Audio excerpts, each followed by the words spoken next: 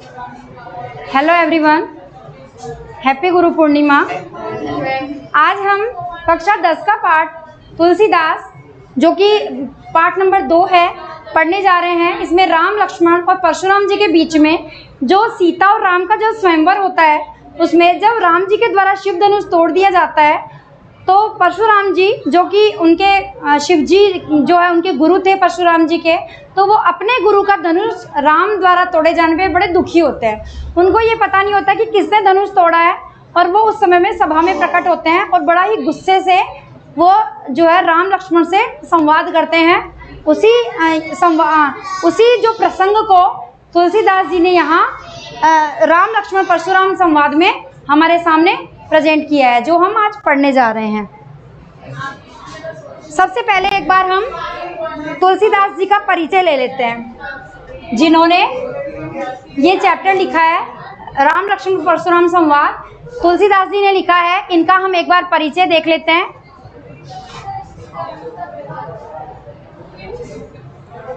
हाँ, देखिए, सबसे पहले जीवन परिचय, क्योंकि एक क्वेश्चन जो है एग्जाम में आता है, इसमें से जो वन मार्क्स का ही होता है ओनली, लेकिन इसमें या तो पूछा जाता है तुलसीदास जी की 2 रचनाओं के नाम बताइए, या पूछा जाता है तुलसीदास जी के का जन्म कब हुआ, कहाँ हुआ, या उनकी मृत्यु कब हुई, कहाँ हुई। इस तरह से क्वेश्चन एक पूछा जाता है।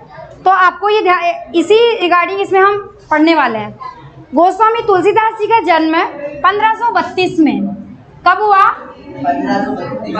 1532 में बांदा में, जो कि कहाँ है? यूपी में है, उत्तर प्रदेश में है, वहाँ हुआ था। और गांव कौन सा था? राजापुर गांव में हुआ था। कुछ विद्वान इनका जन्म स्थान एटा, जो कि यूपी में ही है, वहाँ के सोरो नामक स्थान को भी मानते हैं। इनके जन्म स्थान को लेकर क्या है? मतभेद है विद्वानों में। कुछ विद्वान मानते हैं कि उनका जन्म जो है बांदा के राजापुर गांव में हुआ। कुछ विद्वान मानते हैं कि एटा में, जो कि सोरो नामक गांव में हुआ, वहाँ हुआ, ऐसा मानते हैं। इनकी माता का नाम क्या था? हुलसी। और पिता का नाम आत्माराम दुबे था। बाल्यकाल में ही माता पिता का निधन होते ही वे अनाथ हो गए थे। इनका बचपन घोर कष्टों में बीता। देखिए, इनके जीवन से संबंधित मैं छोटा सा प्रसंग सुनाती हूँ, स्टोरी के टाइप। मतलब कहा जाता है, ऐसी मान्यता है कि तुलसीदास जी जो है, उनका जन्म जब हुआ था तो वो एक विचित्र बच्चे की तरह थे। जैसे एक 5 साल का बच्चा होता है, उसके दांत वगैरह सब 5 साल के बच्चे के तो टीथ आ जाते हैं ना, तो तुलसीदास जी जब पैदा हुए थे तो उनके दांत मतलब लेकर ही वो पैदा हुए थे। और 5 साल का बच्चा जितना बड़ा दिखता है ना, उतने बड़े वो पैदा हुए थे। तो उनके पेरेंट्स ने सोचा, अब आस पड़ोस वाले कह ही देते हैं कि भाई ये क्या विचित्र बच्चा पैदा हुआ है, पता नहीं क्या अनर्थ करेगा। तो उनको भी उनके पड़ोसियों ने ऐसा कहा था, तो उनके माता पिता ने उनको जो है छोड़ दिया था, निर्जन जगह पे उनको छोड़ दिया कि भाई ये बच्चा तो पता नहीं क्या अनर्थ करेगा, इसलिए उन्होंने त्याग दिया था। उनके माता पिता ने उनका त्याग कर दिया था। फिर उनको हुलसी और आत्माराम जो दुबे थे, इन्होंने इनको पाला था। ये जो ब्राह्मण दंपति थे, इन्होंने इनको पाला था, बाकी ये इनके पैदा नहीं हुए थे, इन्होंने इनको पाला था, इसीलिए फिर इनके ये माता पिता कहलाए। और ये जो विचित्र, हाँ बेटा बोलिए, के जैसे थे।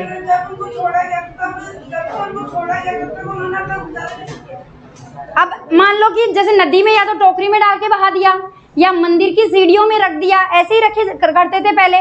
तो वैसे ही वो ब्राह्मण दंपति या तो मंदिर में आए होंगे पूजा वूजा करने, या नदी के किनारे गए होंगे अर्घ्य देने।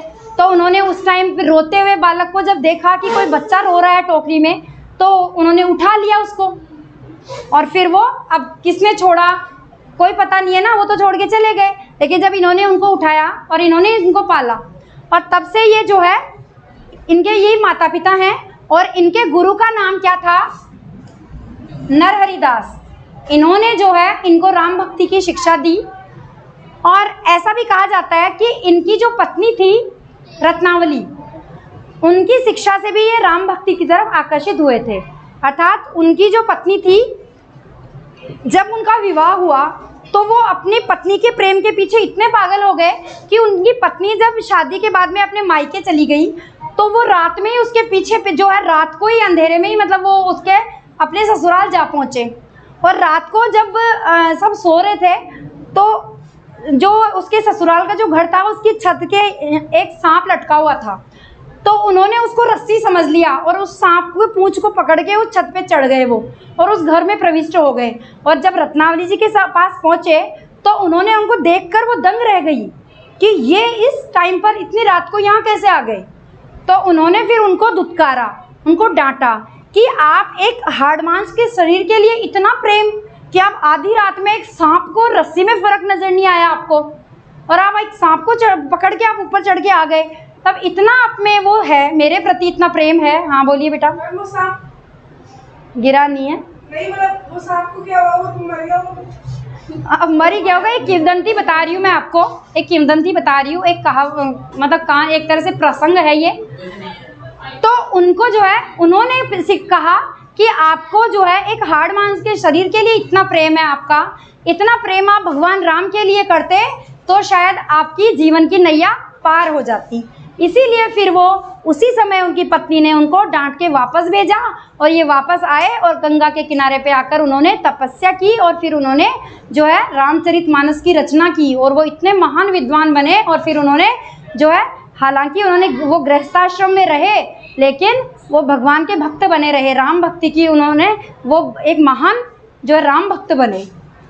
ऐसे थे कवि तुलसीदास। इनके लिए कहा जाता है सूर सूर तुलसी शशि उड़गन केशव दास। सूर सूर की साहित्य में जो है सूरदास जी को तो सूर्य के समान बताया गया है, तुलसी शशि, और तुलसीदास जी को किसके समान बताया है? शशि क्या होता है? शशि किसका पर्यायवाची है?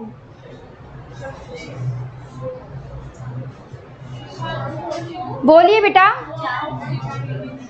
हाँ वेरी गुड, चंद्रमा का पर्यायवाची है। तो तुलसीदास जी को साहित्य में किसके समान बताया है? चंद्रमा के समान बताया है। ठीक है। अब इन्होंने जो है, अब आगे देखते हैं। इनके गुरु जो नरहरि दास थे, इन्होंने राम भक्ति में इनको प्रेरित किया। गुरु के संपर्क में आकर तुलसीदास जी को एक नया मार्ग मिला। इनका विवाह जो है दीनबंधु पाठक की पुत्री, जैसा मैंने आपको अभी बताया, रत्नावली से उनका विवाह हुआ, जो किसकी पुत्री थी? दीनबंधु पाठक की पुत्री थी। संसार को रामचरितमानस जैसा अमूल्य साहित्य रत्न प्रदान करने वाले इस महाकवि का देहावसान 1623 में कहाँ हुआ? काशी में हो गया था। ये तो था इनका जीवन परिचय। अब हम इनकी प्रमुख रचनाएं देखते हैं। इनकी प्रमुख रचनाएं कौन कौन सी है वो देख लेते हैं हम। हाँ देखिए, मेन आप याद करेंगे रामचरितमानस, जो कि सर्वश्रेष्ठ और सर्व प्रसिद्ध है। कवितावली, गीतावली, दोहावली, कृष्ण गीतावली और विनय पत्रिका, ये मेन है। रामचरितमानस, कवितावली, गीतावली, दोहावली और विनय पत्रिका, ये इनकी प्रमुख कृतियां हैं। रामचरितमानस कवि की अनन्य राम भक्ति, सबसे मतलब अनन्य राम भक्ति उनकी जो थी उसको, और उनकी सृजनात्मक कौशल के अनुपम उदाहरण है। सृजनात्मक कौशल की उन्होंने किस तरीके से भगवान राम के चरित्र को रामचरितमानस में एक आदर्श पुरुष के रूप में हमारे सामने रिप्रेजेंट किया है, इसीलिए इसको उनकी सबसे जो है सर्वोत्कृष्ट कृति माना जाता है रामचरितमानस को, तुलसीदास जी की। इसके माध्यम से तुलसी ने नीति, स्नेह, शील, विनय, त्याग जैसे उच्च आदर्शों को प्रस्तुत किया है। राम जी के माध्यम से, राम जी के में एक नीतिगत कि किस तरह से हम नीतिपूर्ण अपना जीवन बिता सकते हैं, किस तरह से हम अपने जो है नीतिगत जो है संस्कारों पर चलकर आगे बढ़ सकते हैं। स्नेह की मूर्ति थे राम, शील, विनय, त्याग, ये सारे गुण भगवान राम में उन्होंने प्रस्तुत किए हैं। अब इनकी रचना शैली कैसी थी? गोस्वामी तुलसीदास का अवधी और ब्रज भाषा, जो हम ये चैप्टर पढ़ने जा रहे हैं, राम लक्ष्मण परशुराम संवाद, ये किस भाषा में है? अवधी में है। अवधी भाषा पे इनका मेन अधिकार था, लेकिन उन्होंने ब्रज भाषा में भी लिखी है रचनाएं। दोनों ही भाषाओं में आपकी रचनाएं मिलती है। इनकी रचनाओं में प्रबंध और मुक्तक दोनों ही काव्य शैलियों का उत्कृष्ट जो है रूप दिखाई देता है। अब प्रबंध और मुक्तक क्या होता है?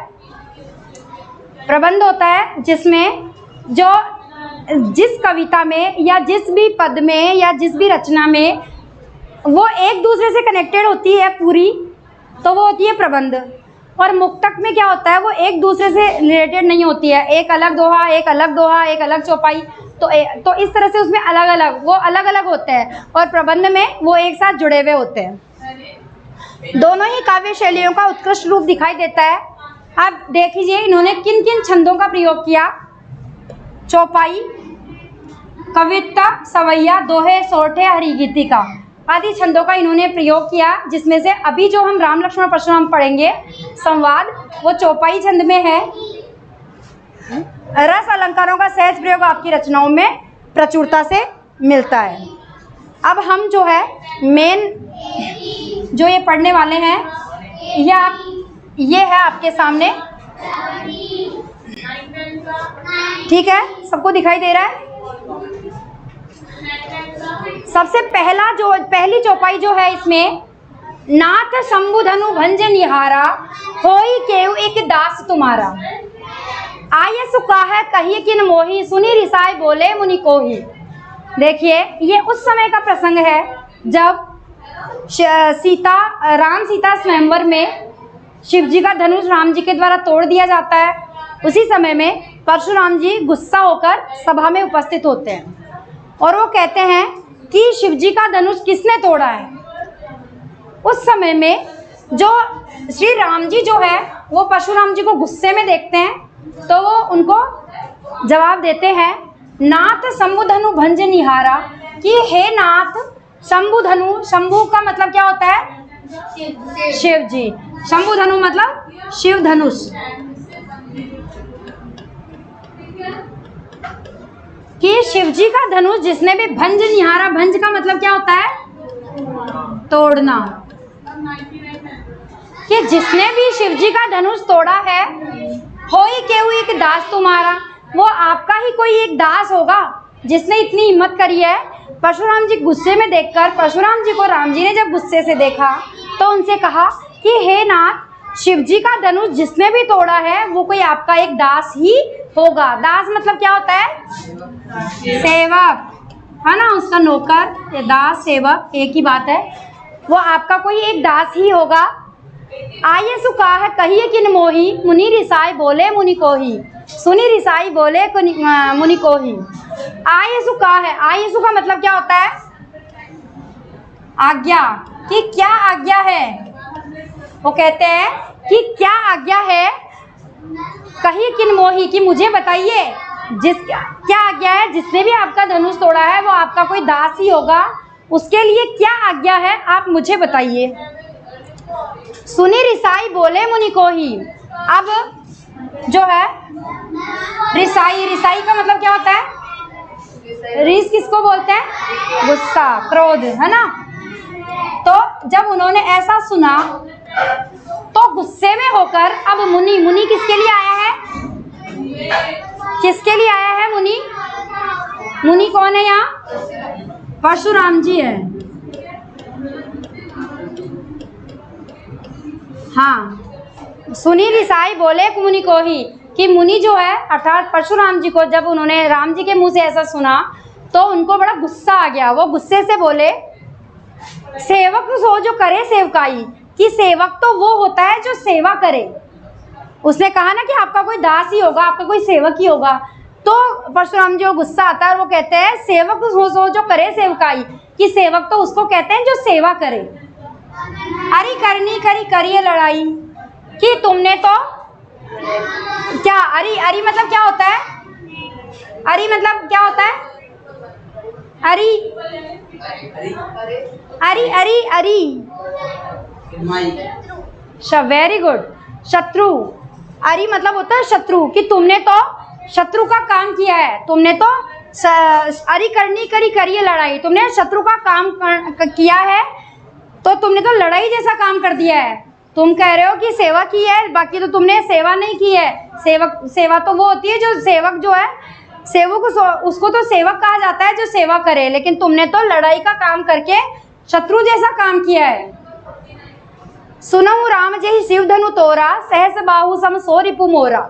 सुनहु राम, कि हे राम सुनो, जहि शिव धनु तोड़ा, जेहि मतलब जिसने भी शिव जी के धनुष को तोड़ा है, तोड़ा मतलब तोड़ा, जिसने भी शिव जी के धनुष को तोड़ा है, सहस बाहु सम सो रिपु मोरा।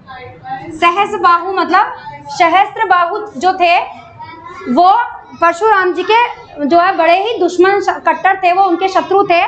तो वो कहते हैं कि सहस्त्र बाहु के समान वो मेरा क्या है, रिपु। रिपु मतलब क्या होता है, रिपु मीन्स, रिपु मतलब होता है शत्रु। कि सहस्त्र बाहु सम सो रिपु मोरा, वह सहस्त्र बाहु के समान ही मेरा शत्रु है। जिसने भी शिव जी के धनुष को तोड़ा है वो सहस्त्र बाहु के समान मेरा दुश्मन है, शत्रु है। सो बिलगाओ बिहाई समाजा न तय मारे जे है सब राजा। वो कह रहे हैं कि सो बिलगाओ बिहाई समाजा, कि या तो वो इस समाज को छोड़कर अलग हो जाए, बिलगाओ मतलब अलग हो जाए, या तो वो इस समाज को छोड़कर अलग हो जाए। अर्थात सारे राजा एक साथ बैठे हुए थे ना सभा में, सभा में सारे राजा, अब वो स्वयंवर चल रहा था तो वहाँ सभा लगी हुई थी, सारे राजा एक साथ बैठे हुए थे। तो वो कहते हैं कि या तो वो जो है अपने आप को इस राजाओं के समाज से अलग कर ले, न ते मारे जे है ही सब राजा, नहीं तो सारे राजा मारे जाएंगे। एक राजा दुश्मन है, यानी कि एक राजा का दोष है, लेकिन उसके चक्कर में सारे राजा मारे जाएंगे, इसलिए वो अपने आप को इस समाज से, राजाओं के समाज से अलग कर ले, ये परशुराम जी कहते हैं। सुनी मुनि बचन लखन मुस्काने। अब जो है मुनि के, मुनि यहाँ किसके लिए आया है बार बार, परशुराम जी के लिए। मुनि के ऐसे वचन सुनकर लखन जो है, लक्ष्मण जी जो है मुस्कुराने लगते हैं। मतलब वो कैसे क्यों मुस्कुराते हैं वो हम आगे पढ़ रहे हैं इसमें। बोले परशु धरई अवमाने, और परशुराम जी के वचनों को सुनकर जो है लक्ष्मण मुस्कुराने लगते हैं और उनका बोले परशु धरई अवमाने, और उनका अपमान करते हुए कहते हैं। अब वो क्या शब्द बोलते हैं उनसे, बहुधनु ही तोरी लरिकाई, कि हमने तो, लरिकाई का मतलब क्या होता है, लड़कपन या फिर बचपन, है ना, लड़कपन भी बोल सकते हैं, बचपन भी बोल सकते हैं। बहुधनु ही, बहु यानी बहुत सारी, धनुही मतलब हाँ धनुष, धनुषियाँ या धनुष जो है, छोटे छोटे धनुष नहीं, छोटे बच्चे नहीं चलाते ऐसे छोटे छोटे धनुष बना के। तो ये बोला है बहुधनु ही तोरी लरिकाई, कि हमने तो बचपन में ऐसे बहुत से धनुष तोड़े हैं। कबहू ना ऐसी रिस्कीनी गोसाई, कि तब तो आपने है गोसाई, आपने तब तो इतना गुस्सा नहीं किया, आज इतना गुस्सा आप इस धनुष को तोड़ने के लिए क्यों कर रहे हो, ऐसा क्या हो गया कि आप इतना गुस्सा कर रहे हो। यही धनु पर ममता के ही हेतु, आप कहते हैं कि इसी धनुष पे इतनी ममता क्यों है आपको, इसी धनुष से इतना प्रेम क्यों है जो आप इतना गुस्सा कर रहे हैं। सुनी रिसाई कहे भृगुकुल केतु। अब जो है, जो भृगुकुल केतु किसको कहा गया है, परशुराम जी को ही कहा गया है, वो भृगुकुल की पताका थे। केतु यानी पताका, ध्वज, परशुराम जी के लिए आया है भृगुकुल केतु। तो वो भृगुकुल की ध्वजा स्वरूप जो परशुराम जी थे, उनको क्रोधित होकर वो कहने लगे। अब परशुराम जी गुस्सा हो गए, मतलब वो कहते हैं सुनी रिसाई कहे भृगुकुल केतु। अब जब उन्होंने लक्ष्मण से के ऐसे वचन सुने कि इसी धनुष पे ऐसी ममता क्यों है, तब जो है वो भृगुकुल की पताका, अर्थात भृगुकुल की पताका के स्वरूप कौन थे, परशुराम जी। तो वो गुस्सा करके बोलते हैं, रे नृप बालक कालबस बोलत तो ही न संभाल, कि रे नृप, नृप का मतलब क्या होता है, राजा। तो नृप बालक मतलब राजकुमार, नृप का बालक अर्थात राजा का पुत्र, राजा के पुत्र को क्या कहते हैं, राजपुत्र या राजकुमार। रे नृप बालक कालबस बोलत तो ही न संभाल, कि लगता है तेरे कालबस अर्थात तू मृत्यु के समीप आ गया है, इसीलिए ऐसी वाणी बोल रहा है तुझे। तू इस धनुष को जो बता रहा है ना कि साधारण सा धनुष है, तो हमने तो बचपन में बहुत सी धनुषियाँ तोड़ दी थी, जो तू इस धनुष को साधारण धनुष समझ रहा है ना, वो तुम अपने काल के वशीभूत होकर बोल रहे हो, तुम्हें संभाल के तुम बोल नहीं पा रहे हो। रे नृप बालक कालबस बोलत तो ही न संभार, धनु सम त्रिपुरारी धनु, कि क्या ये धनुष त्रिपुरारी, त्रिपुरारी किसको कहते हैं, किसको,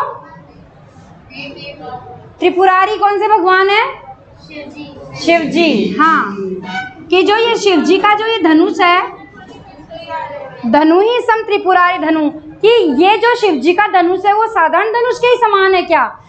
विदित सकल संसार, विदित मतलब विदित यानी जानना, सारे संसार के में विख्यात है, ये सारा संसार जानता है कि ये सकल यानी सारा, और विदित यानी जानता है, संसार यानी सकल पूरा, और संसार यानी दुनिया, पूरी दुनिया को पता है, पूरी दुनिया में फेमस है ये शिव जी का धनुष। और तुम इसको एक साधारण धनुष बता रहे हो क्या? तुम, अब मुझे लगता है तुम काल के वशीभूत हो गए हो, अर्थात तुम्हारी मृत्यु निकट है, तभी तुम संभल के नहीं बोल रहे हो। अब आप एक बार इसका अर्थ देख लीजिए, इसका भावार्थ देख लीजिए।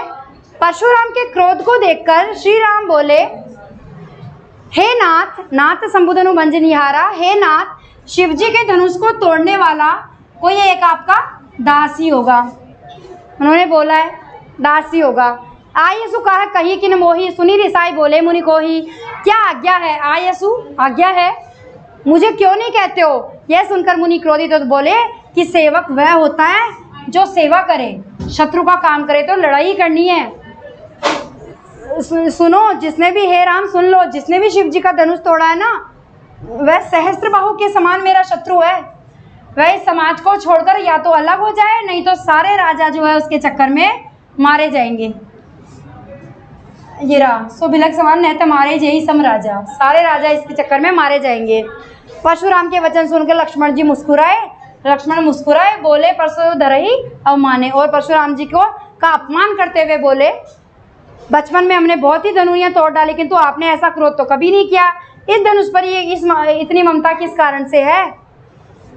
यह सुनकर रघुवंश की ध्वजा स्वरूप परशुराम जी क्रोधित होकर कहने लग गए, अरे राजपुत्र, हे राजकुमार, काल के वश में होकर भी तुझे बोलने में होश नहीं है, संभाल के नहीं बोल रहा है। सारे संसार में विख्यात है, ये फेमस है शिव जी का ये धनुष, इसको तू साधारण धनुष ही समझ रहा है, वो साधारण धनुष के समान ही है, ऐसा वो कहते हैं। आगे देखिए,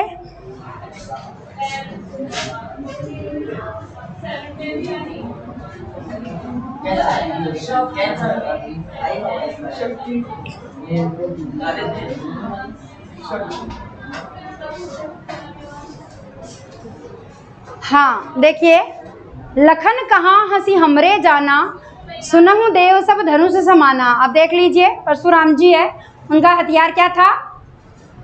ये फरसा, इसको फरसा बोलते हैं, उनका फरसा था कुठार, हाँ कुठार भी बोलते हैं उसको। लखन कहाँ हंसी हमरे जाना, सुनहु देव सब धनुष समाना। अब जो है लखन कहाँ, लखन कौन हो गए इसमें? लक्ष्मण जी। लक्ष्मण जी जो है, लखन कहाँ हंसी हमरे जाना, लक्ष्मण जी जो है वो हंसकर कहते हैं, सुनहु देव सब धनुष समाना। वो कहते हैं कि लक्ष्मण जी कहते हैं कि हे देव सुनिए, हमारे लिए जान में तो सारे धनुष एक जैसे ही हैं। सुनहु देव सब धनुष समाना, कि हे देव हमारे लिए तो सारे धनुष एक ही समान है। का क्षति लाभ जून धनु तोरे, का क्षति, क्षति मतलब क्या होता है? जिसको क्षति बोलते हैं हम हिंदी में, क्षति बोलते हैं ना, ये है तद्भव और वो है तत्सम क्षति। का क्षति, क्षति मतलब हानि, लाभ तो तुम जानते ही हो, क्या हानि और क्या लाभ। जून, जून मतलब क्या होता है? जून का नहीं, जून मतलब होता है पुराना, जून का महीना नहीं होता। यहाँ है जून मतलब पुराना, पुराने को भी कहते हैं, और जून एक महीने का भी नाम है, यहाँ पुराने के लिए आया है। का क्षति लाभ जून धनु तोड़े, कि पुराने धनुष को तोड़े जाने से क्या तो लाभ और क्या हानि, हमने तो इसको साधारण धनुष जान के तोड़ दिया। का क्षति लाभ जून धनु तोड़े, देखा राम नयन के भोरे, कि राम ने तो इसको जो है कैसे देखा था? नए के चक्कर में ही उसको उठाया था। अब उनको क्या पता था कि ये ऐसे प्रत्यंचा चढ़ाते ही टूट जाएगा। देखा राम नयन के भोरे, राम ने तो उसको नया समझकर ही देखा था या उठाया था। छुअत टूट रघुपति ही न दोषु, अब वो कहते हैं कि तो छूते ही टूट गया। इसमें राम जी का, रघुपति ही यानी राम, भगवान राम का, राम जी का इसमें कोई दोष नहीं है, उनको तो छूते ही ये टूट गया। मुनि बिनु काज करिए कित रोसु, कि हे मुनि आप बिना कारण ही क्यों इतना गुस्सा कर रहे हैं? रोष मतलब गुस्सा है। इतना बिना कारण ही क्यों इतना क्रोध कर रहे हैं? बोले चितई परसू की ओरा, रे सट सुने ही स्वभाव न मोरा। बोले चितई परसू की ओरा। अब जो है परशुराम जी को गुस्सा आ जाता है, वो अपने परसू की ओर देखते हैं। परसू मतलब अपने कुठार की तरफ, अपने फरसे की तरफ, फरसा इसकी तरफ देखते हैं। चितई यानी देखना।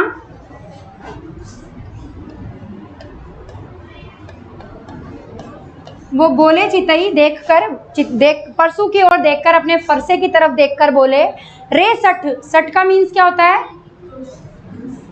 हाँ, रे सठ दुष्ट या मूर्ख, एक ही बात है कि रे सठ सुने ही स्वभाव न मोरा। स्वभाव का मतलब है स्वभाव, कि अरे सठ यानी कि मूर्ख, तुमने मेरे स्वभाव के बारे में नहीं सुना क्या? आपको भी विदित होगा कि परशुराम जी बहुत गुस्से वाले थे, उनका गुस्सा बहुत तेज था, तो वो इसके लिए विख्यात थे। उन्होंने अपने जो है माता पिता का भी वध कर दिया था। कहने का तात्पर्य है वो मतलब उनको इतना गुस्सा आता था उनको। ब्राह्मण वंश के थे। रेसठ सुने ही स्वभाव न मोरा, तूने मेरे बारे में नहीं सुना है। रेसठ लक्ष्मण जी को कह रहे हैं ये कि तुमने मेरे स्वभाव के बारे में नहीं जाना है। बालकु बोली बधऊ नहीं तो ही, केवल मुनि जड़ जान ही मोही। बालकु बोली बधऊ नहीं तो ही। अब वो कहते हैं कि मैं तो तुझे बालक जानकर नहीं मार रहा हूँ। बालकु बोली बधऊ नहीं तो ही, कि मैं तो तुम्हें इसलिए नहीं मार रहा हूँ कि मैं तुम्हें क्या समझ रहा हूँ? बालक समझ रहा हूँ, बच्चा समझ रहा हूँ, इसलिए तुम्हें मार नहीं रहा हूँ। केवल मुनि जड़ जान ही मोही, क्या तुम मुझे एक जड़ मुनि, एक निष्क्रिय मुनि या बेवकूफ़ मुनि समझ रहे हो क्या तुम मेरे बारे में जानते नहीं हो? बाल ब्रह्मचारी यदि को ही, अब वो बता रहे हैं, अपना खुद का परिचय दे रहे हैं लक्ष्मण जी को कि मैं क्या हूँ? बाल ब्रह्मचारी हूँ। एक तो बाल ब्रह्मचारी का मतलब है कि उन्होंने बचपन से वो ब्रह्मचारी का उन्होंने नियमों का पालन किया है, अर्थात उन्होंने विवाह नहीं किया है, अपने वंश की वृद्धि नहीं की है, उन्होंने विवाह नहीं किया है, और ईश्वर की भक्ति में ही, शिव जी की भक्ति में ही अपना जीवन बिताया है। इसलिए कह रहे हैं कि मैं बाल ब्रह्मचारी हूँ। और अति कोही मतलब होता है क्रोधी। मेरा स्वभाव कैसा है? बहुत ही क्रोधी टाइप का है, मैं बहुत ही क्रोधी स्वभाव वाला हूँ। विश्व विदित क्षत्रिय कुल द्रोही, और सारा संसार जानता है। विश्व मतलब संसार, विश्व जो ये लिखा है ना, ये विश्व ही है, और ये विदित मतलब जानता है। क्षत्रिय कुल द्रोही, कि मुझे जो है क्षत्रियों के कुल का नाश करने वाला जानता है। सारा संसार मुझे जानता है कि मैं क्षत्रियों के कुल का द्रोही हूँ। भुजबल भूमि भूप बिनु कीनी, भुजबल यानी कि भुजाओं के बल पर। हाँ, अभी अवशेष तो अगर मंदिर में कोई रखे हो तो हो सकता है हो, बाकी तो नहीं, सुनने में तो नहीं आया कहीं रखा है, नहीं है अब तो। भुजबल भूमि भूप बिनु कीनी, भुजबल यानी कि भुजाओं के बल पर, भूमि को भूप मतलब क्या होता है? भूप किसका पर्यायवाची होता है? ये नृप आया था ना अभी, नृप भूप ये सब राजा के ही तो पर्यायवाची है। नरेश, तो भुजबल भूमि भूप बिनु कीनी, कि मैंने अपनी भुजाओं के बल पर भूमि को राजाओं से विहीन कर दिया है, अर्थात इतने राजाओं को मैंने परास्त कर दिया है। विपुल बार मही देवन दीनी, मही देवन का मतलब क्या होता है? मही देवन मतलब होता है ब्राह्मण। वो कहते हैं कि मैंने कई बार, विपुल मतलब कई बार, बहुत बार, मैंने कई राजाओं को तो भूमि विहीन कर दिया है, अर्थात उनको तो राजाओं को तो राजाओं से, उनकी गद्दियों से विहीन कर दिया है, अर्थात उनको तो हरा दिया है। और विपुल बार, और उनकी भूमि को जो है किसको दे दिया है? ब्राह्मणों को दान में दे दिया है। उनकी भूमि को जीतकर मैंने ब्राह्मणों को दे दिया है। सहस बाहु भुज छेद निहारा, परसु बिलोक महीप कुमारा। मातु पितोई जन, मातु पितु जन, मातु पितहि जनी सोच बस करसी महिष कुमार। गर्भन के अर्भक दलन परसु मोर अति घोर। सहस बाहु भुज छेद निहारा, परसु बिलोक महिष कुमारा। कि हे राजकुमार, सहस्त्र बाहु की भुजाओं को काटने वाले इस फरसे को देख। परसु बिलोकु, बिलोकु मतलब देखना, बिलोकु मतलब देखना, तो इस फरसे को देख। और वो किसको कह रहा है? महिप कुमारा। महिप का मतलब क्या होता है? राजा के कितने पर्यायवाची यहाँ आ चुके हैं, महिप मतलब भी राजा ही होता है। कि राजकुमार, हे राजकुमार, इस फरसे को देख। मातु पिता ही जरी सोच बस कर, इसी में इसकी सोच, तू अपने माता पिता को सोच के वशीभूत ना कर। अर्थात मेरा फरसा बड़ा ही भयानक है, गर्भन के अर्भक कि अगर तुम मारे जाओगे तो तुम्हारे माता पिता दुखी हो जाएंगे, सोच के वशीभूत हो जाएंगे, इसीलिए तुम उनको सोच के वशीभूत मत करो।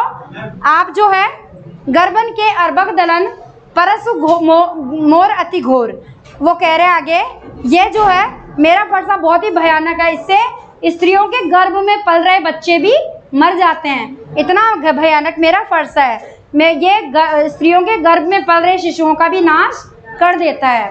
इसलिए वो अपना जो है स्वभाव है, वो परशुराम जी लक्ष्मण जी को अपना परिचय देते हैं। अब हम अगले वीडियो में जो है इसका अगले जो चौपाइयाँ हैं वो अगले वीडियो में पढ़ेंगे। Thank you.